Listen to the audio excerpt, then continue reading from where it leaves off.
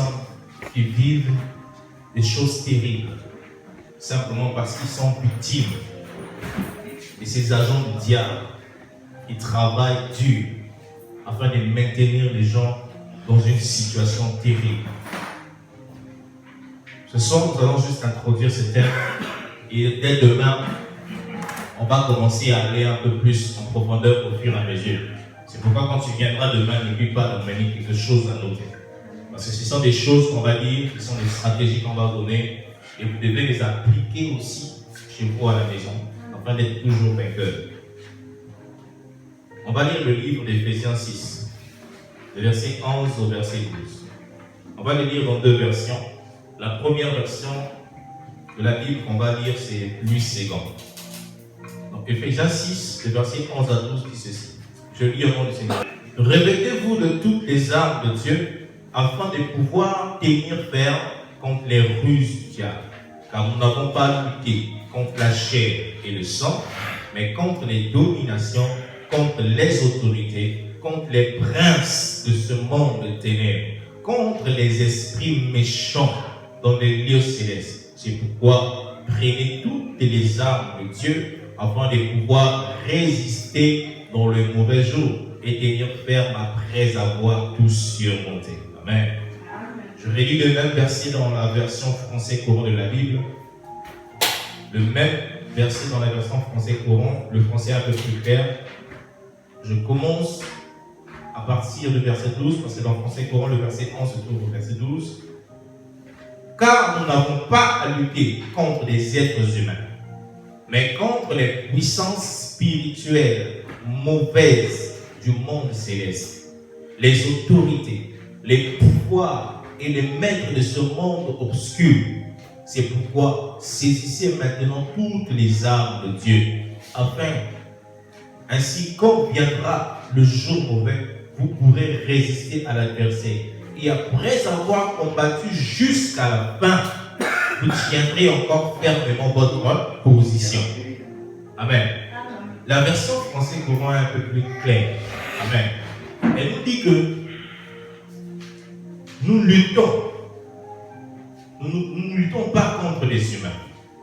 Le combat que tu mènes quand tu pries, ce n'est pas contre un humain. Amen. Tu ne vas pas chercher à les tuer. T'attends moi si tu es béni parce que le dans Kazanda. Amen. C'est pas ça la paix. Tu ne vas pas commencer à prier et dire que non, on m'a oncle non. Amen. C'est pas un combat que tu vas mener physiquement. C'est pas un combat où tu vas commencer à prendre des armes pour tuer les gens physiquement. Mais c'est un combat qui est spirituel. Si tu veux arriver à vaincre la sorcellerie, ce n'est pas en utilisant des stratégies physiques ou des stratégies humaines que tu vas y arriver.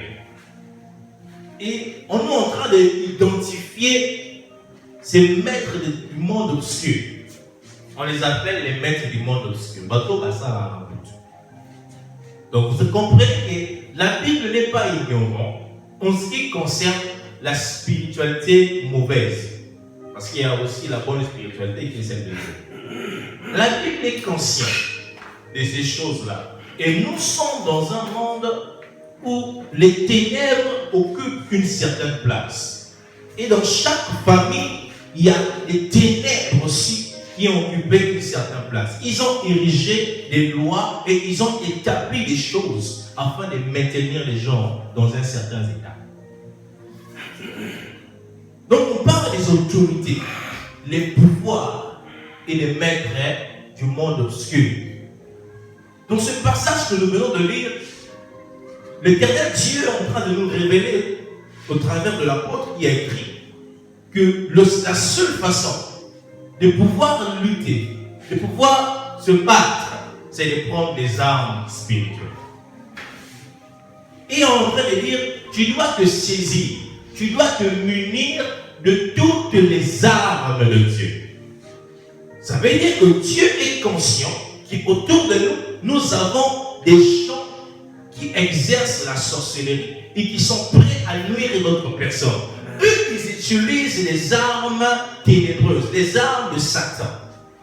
Ils utilisent ce qu'on appelle les sorts pour pouvoir établir une influence maléfique dans la vie des gens.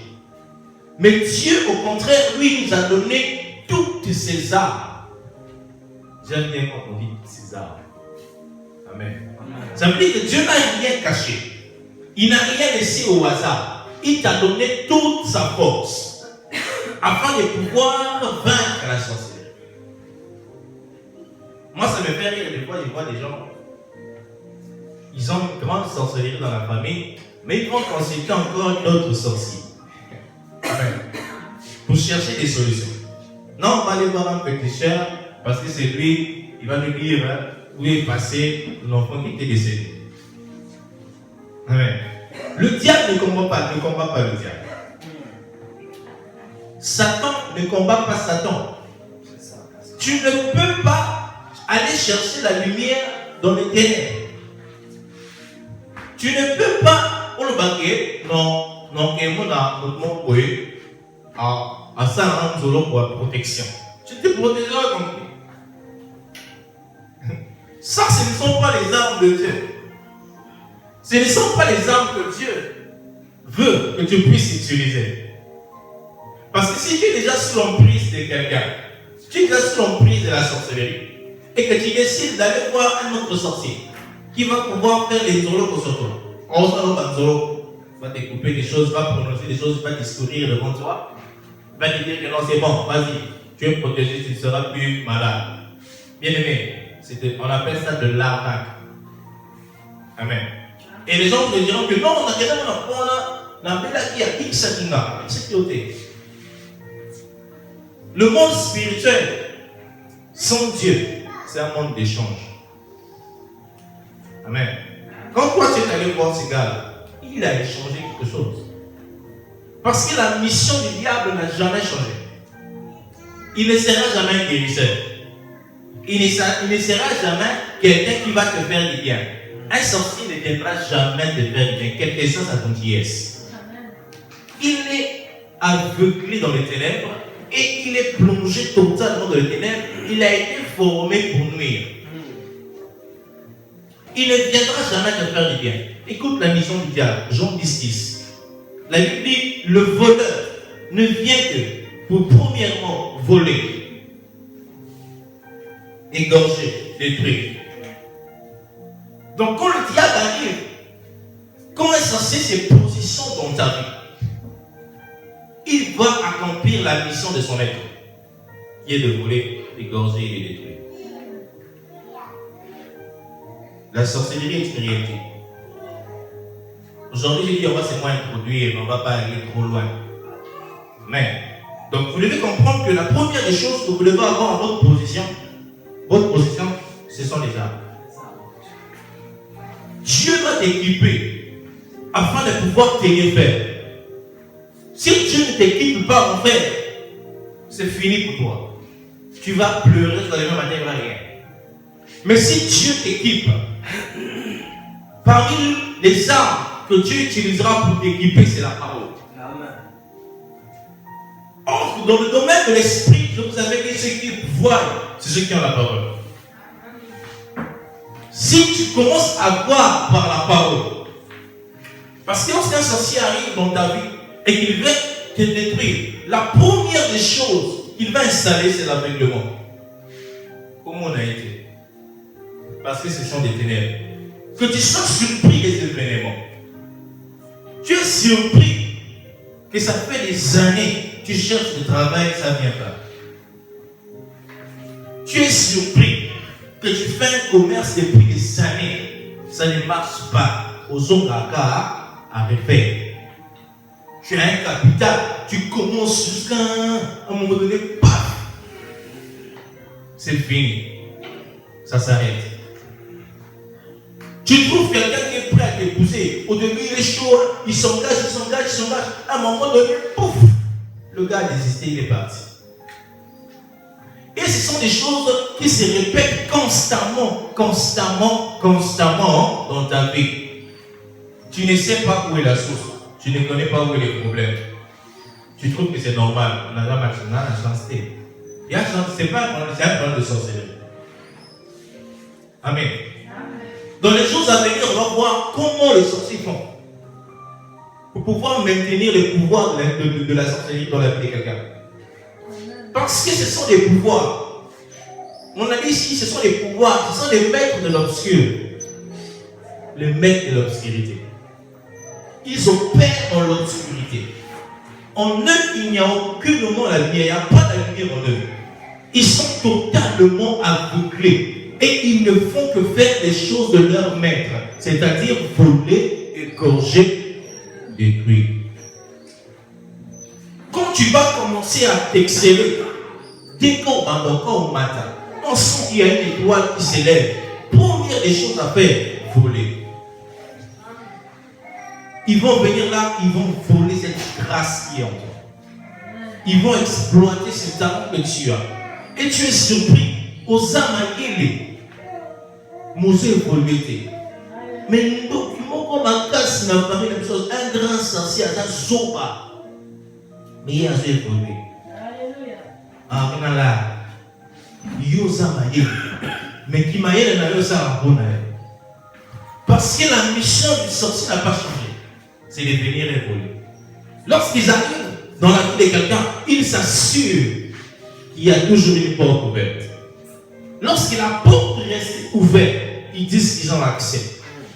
Et tant qu'il n'y a pas Jésus dans cette vie-là, pour pouvoir défendre la personne, ça veut dire, c'est comme si tu as laissé la clé à la porte. Aïe, Beza, Congoli, à Koti, à Betty, à Ké, au Lati, à Opole, à Monaki, à Kali, comme on s'en porte à des causes à propriété. Il ne vient que pour voler. Regardez ce que le voleur fait quand il rentre chez quelqu'un. On l'a dit. Parfois, il vient vous pomper des trucs pour que vous puissiez encore bien rentrer. C'est ce que fait le sorcier. Lorsqu'il arrive chez toi, il va te laisser endormir. Il va encore t'endormir le plus. Et la manière qu'il fait pour pouvoir t'endormir, souvent c'est pour pouvoir te laisser, il te maintient là, dans le péché. Tu es là. Tu ne vois pas la sorcellerie de votre famille parce que tu laisses les péchés entrer dans ta vie. Tu laisses les péchés agir. Et la personne qui te maintient dans les péchés, c'est cet esprit-là qui s'est incarné. Il est là. Il est en train d'agir efficacement pour pouvoir bien te détruire. Amen. Amen. Et donc, quand on parle de sorcellerie, c'est une science qui est exercée par les sorciers. Et la manière d'agir d'un sorcier, c'est de jeter un sort. Lorsque les sorciers jetteront un sort, c'est comme un appât qu'il a lancé. Afin de, quand tu passeras par ce chemin-là, à Kangio, comme je dis bien, et ils ont des langages sataniques au nom de lié. Amen. C'est une pratique qui travaille avec des forces surnaturelles, des entités sataniques. C'est pourquoi Éphésiens dit que nous n'avons pas à lutter contre la chair et le sang, mais contre les esprits méchants dans les lieux célestes. Ça veut dire que les sorciers, ils travaillent avec les démons. Ils travaillent avec ces esprits, ces princes, ces mondes des ténèbres. Et c'est en collaboration avec les mondes des ténèbres qu'ils arrivent à annoncer les sorts. Parce que lorsqu'ils lancent un sort, il y a un esprit qui est derrière qui vient agir dans ce sort. Quand ils lancent un sort de maladie, il y a un esprit de maladie qui s'installe, qui te maintient dans la maladie. Quand ils lancent un sort de la pauvreté, il y a un esprit de pauvreté qui s'installe dans votre famille. Et tu vas remarquer que parmi la vie, ils en ont pauvreté. Quand quelqu'un essaie seulement d'émerger un peu, la personne là est combattue par ces esprits-là qui se sont installés aisément dans votre famille. Et dans quelle famille, la personne qui arrive à se démarquer, c'est la personne qui arrive à voir maintenant. Il découvre la personne de Jésus. Jésus lui ouvre les yeux. Et il s'attache à Jésus. Et il devient la seule lumière qui éclaire dans une famille. Ce sont des réalités, mes frères. Vous allez voir dans une famille, c'est difficile de voir qu'il y a 10 enfants, par contre 10 va réussir. En Afrique, c'est presque impossible. Parce que les esprits des sorcelleries, ils ont tissé des alliances depuis des années. Et un sorcier est quelqu'un qui distribue son flambeau. Après ça, flambeau dans la génération historique. Parce que ça, la évangélisation là-bas. Donc, ce qui est koko, il y a koko, na plus dans la langue. Il y a atika qui na mutumo koboy. Mutumo pas atika qui na mutumo soso. Et ça est en train de se perpétuer de génération en génération. Et il y a une alliance qui est établie qui fait que cette alliance doit être maintenue. Si dans cette alliance il était dit que Motoko réussite, la famille de l'Union vivre là comme la pauvreté, la pauvreté. Et la seule façon pour toi de vaincre ce cycle, c'est de rencontrer celui qui a la capacité de sortir de là. Amen. Amen. Je dis, on va introduire ce mot. On va voir les types de sorts qui sont jetés par les sorciers. Puis on va s'arrêter là pour prier.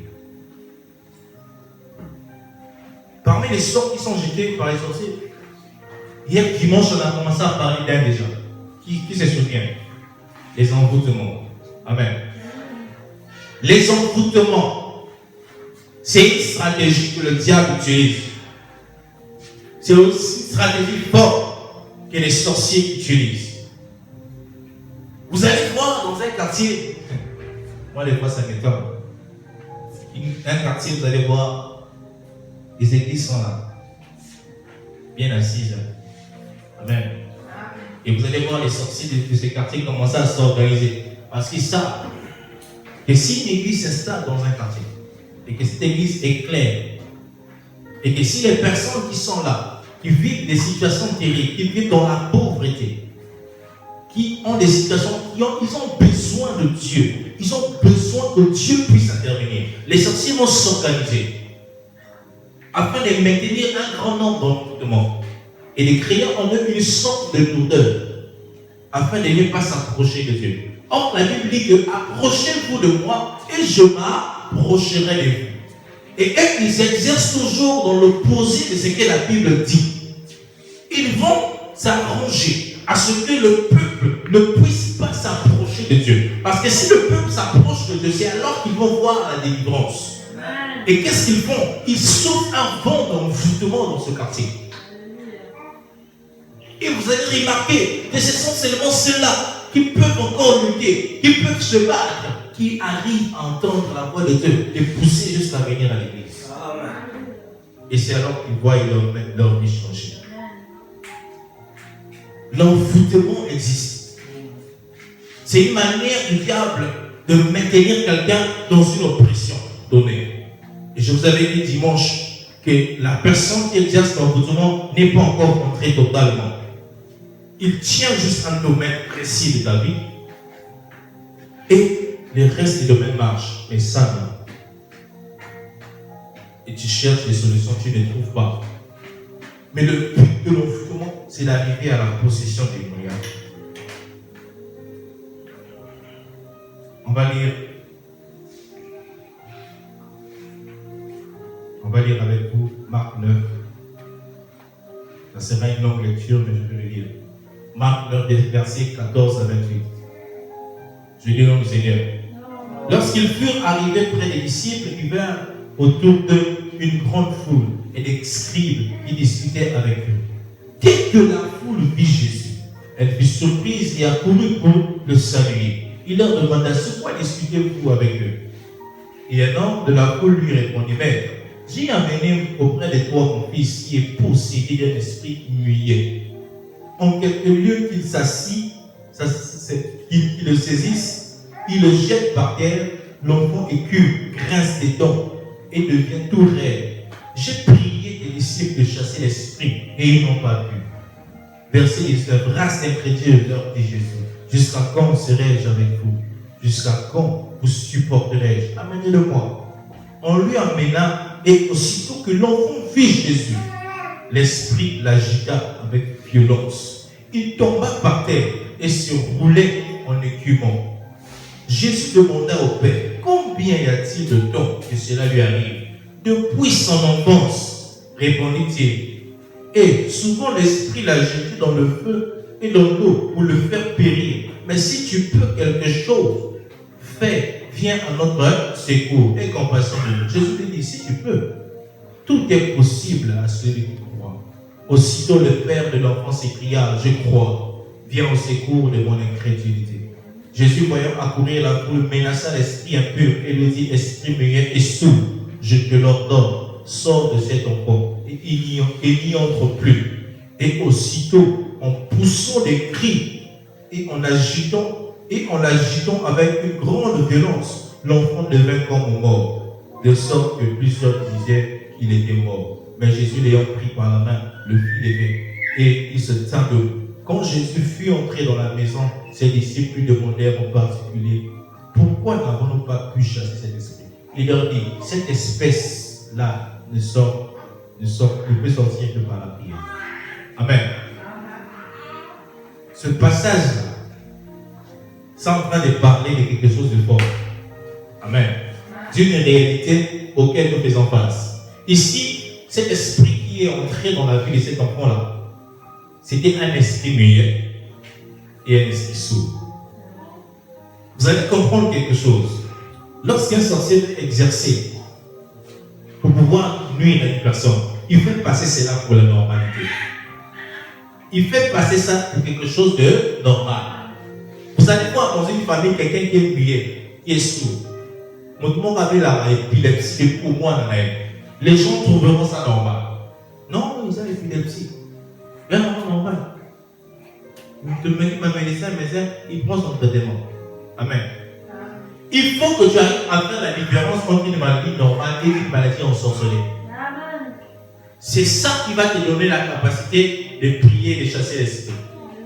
Cet enfant-là était muet, il était sourd. Mais derrière, il y a un esprit qu'on appelle esprit muet et sourd. Comme ça,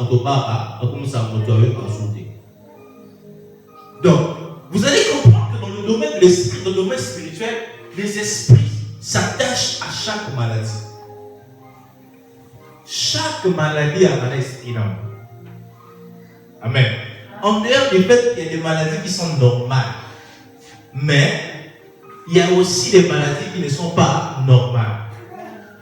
Ou derrière, il y a un esprit qui se manifeste. Et cela peut être aussi un esprit humain. Je vous ai dit que les sorciers travaillent avec les démons. Ils travaillent avec des entités. Comment ils font ça? Ils passent des fois par des idoles. Amen. Ils adorent quelque chose à la place de Dieu. Mais c'est un esprit satanique qui se manifeste. Et cet esprit-là leur doit le pouvoir d'agir dans le domaine spirituel. C'est pourquoi quand tu vas prier pour quelqu'un qui est possédé par un esprit ensorcelé, qui est ensorcelé par un esprit, tu vas chasser cet esprit-là. Dès que tu lui poses la question, qui es-tu? Après, c'est pour moi que tu Amen. En réalité, l'esprit qui là travaille avec les sorciers qui s'appellent Tingai. Et quand tu le chasses, il te dit, je m'appelle Tukuntu Sikisbakila. Amen.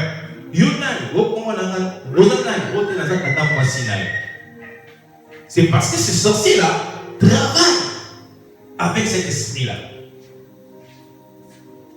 Et si c'est un esprit familial, vous allez aussi remarquer qu'il y a quelque chose qui maintient et qui redonne toujours la force à cet esprit satanique.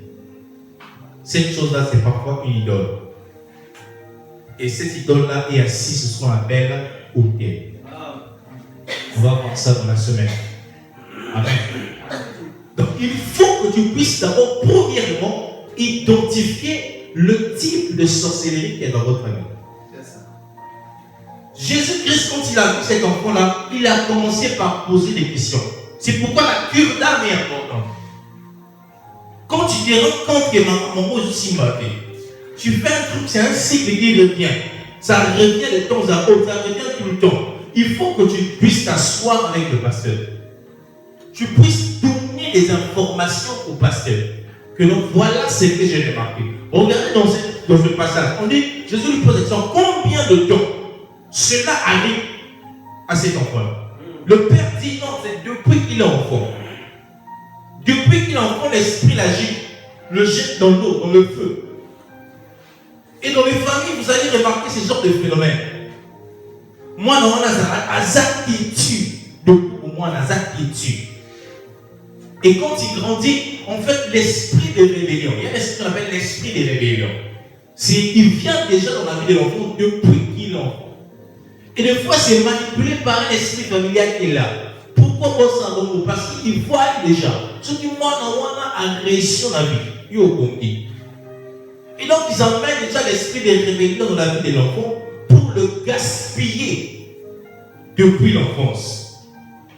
C'est un principe spirituel. Vous savez que c'est un principe spirituel.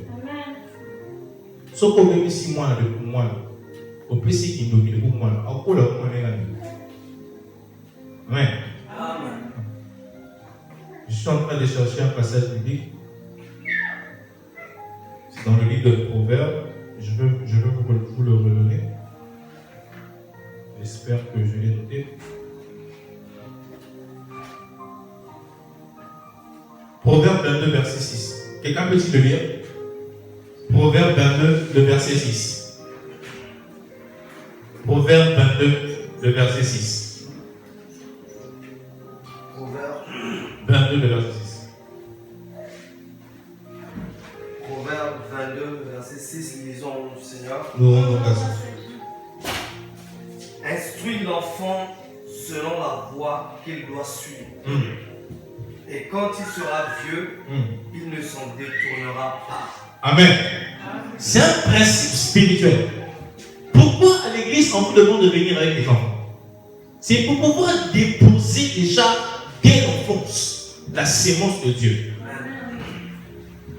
C'est pour pouvoir l'enseigner déjà. Dès lors qu'il est enfant, on commence à le bombarder déjà de la parole de Dieu. On commence déjà à enseigner. Et quand il sera en train de grandir, quel que soit, il ne va pas se détourner.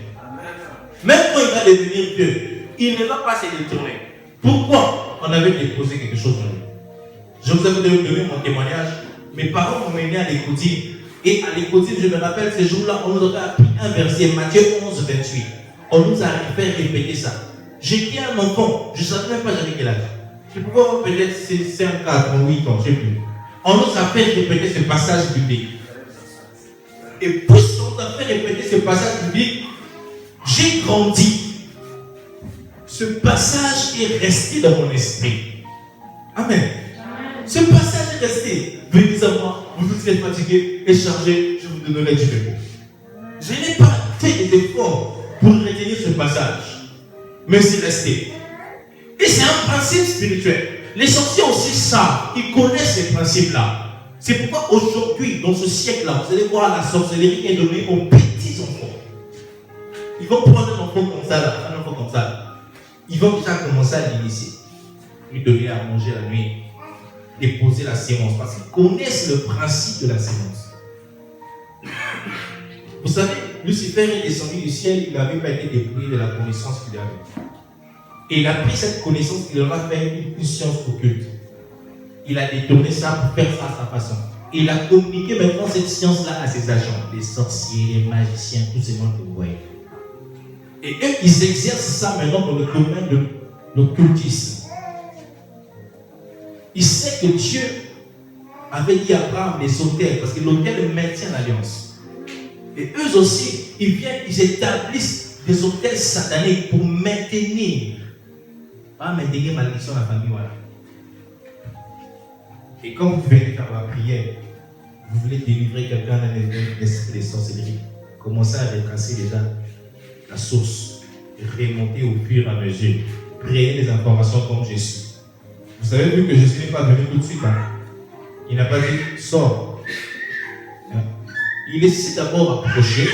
L'onction qui est dans son ministère a commencé à agiter l'esprit. C'est pourquoi lorsque les gens viennent de voir en prier pour eux, vous les voyez à genoux, il est en train de s'efforcer parce que l'esprit qui est à l'intérieur de lui commence déjà à s'agiter.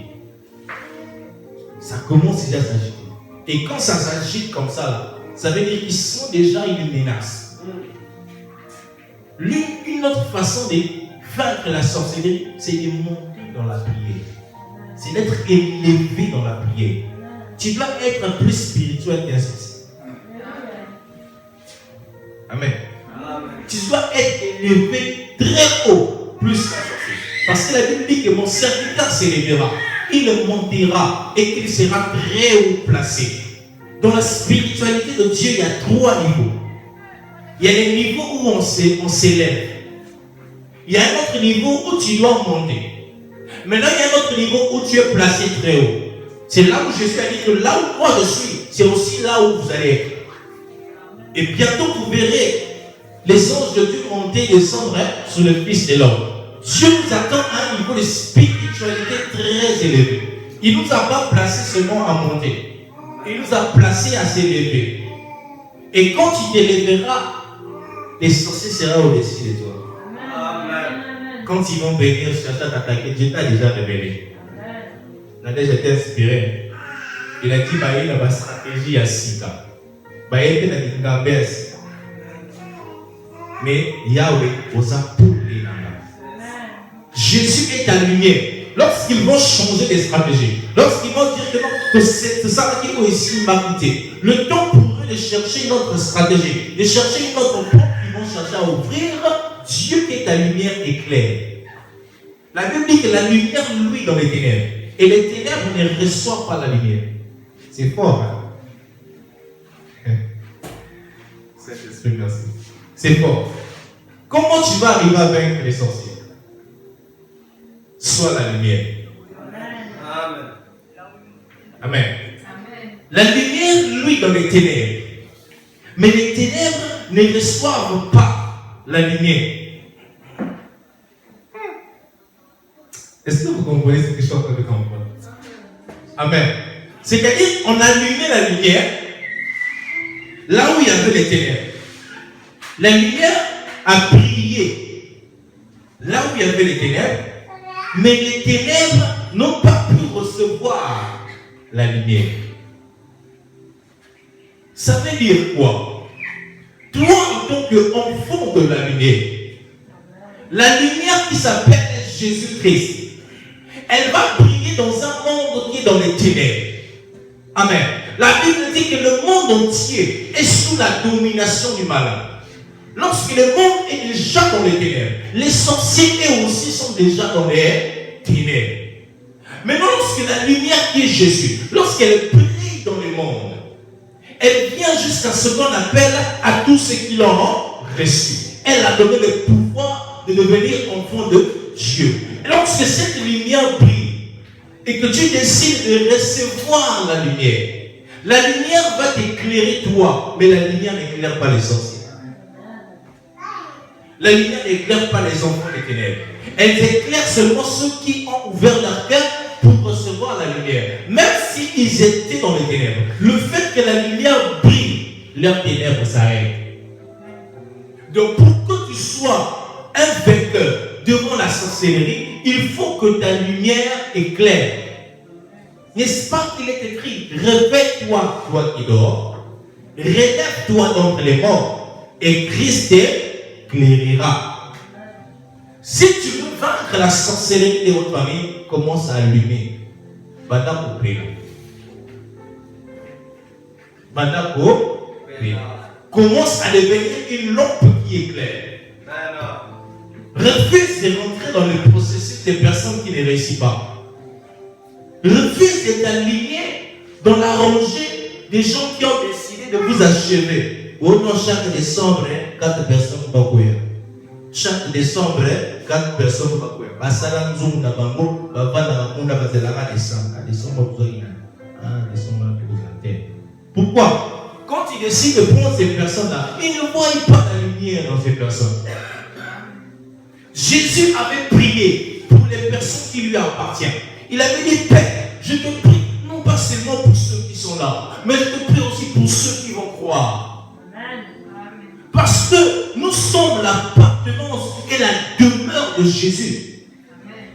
Tu ne peux pas être l'appartenance et la demeure de Satan parce que le programme va descendre. Alléluia. Comment le programme va descendre? Mais quand tu es la lumière, Dieu te montrera que Maya qui est pelé. Mais parce qu'il faut venir par un seul chemin. Mais il s'en ira par sept chemins. Tant que tu seras la lumière, ils vont se multiplier. Yo, physiquement, mais spirituellement, on a ébélé.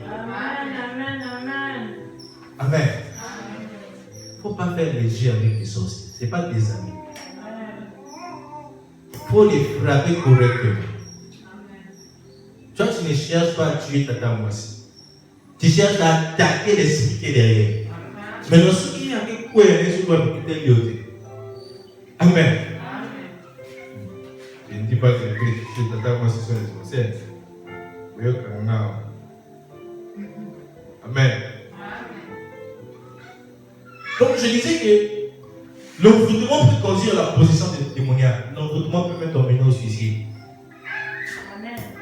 L'envoûtement peut te faire au Québec, au corps de Québec. L'esprit là va te pousser oh, Jésus s'y battait, les gens qui se suicident sont animés par un esprit d'envoûtement. Ils décident de mettre, écoutez, comment tu peux toi-même, dans un état normal, décider de mettre fin à eux?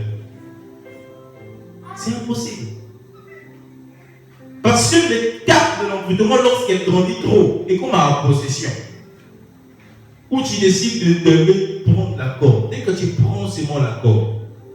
Parce que le principe du diable, c'est quoi? Il te pousse, il te pousse, il te pousse. Quand tu démarres le processus de l'obéissance satanique, au décider d'obéir, pouf, il prend le contrôle. Et tu ne te rends pas compte que tu as commis à Wadengeni. Amen. Je crois que j'ai beaucoup parlé pour ce soir. Je m'arrête d'abord là. Amen. Donc j'ai dit, si tu veux vaincre la sorcellerie, deviens la lumière. Amen. Connais les stratégies. Répare à la source du problème. Cherche à savoir comment ça avait commencé. Fais comme Jésus. Ça a commencé comment? Depuis ton enfance. Au lieu de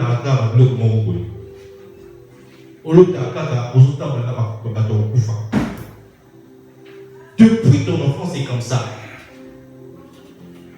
Quand tu dors, tu ne fais que rêver ton papa là qui était mort, c'est pas depuis des années. Et cet esprit-là vient te parler. Il est en train de maintenir un lien. Et toi, tu es dans ça. Tu obéis à cet esprit qui te parle la nuit, qui n'est pas l'esprit de Dieu. Parce que les sorciers ont une phase qu'on appelle l'initiation. Leur objectif, c'est de faire des disciples sorciers. Vous allez entendre des gens qui vont vous dire que moi, la nuit, je rêve dans haut d'année. Comment quelqu'un peut manger la nuit? Tu t'assois à table, là, tu omets ça. Ça, c'est l'œuvre de la sorcellerie. Vous allez voir des gens qui vont vous dire que non. Elle donne la nuit. Elle se voit être un roi.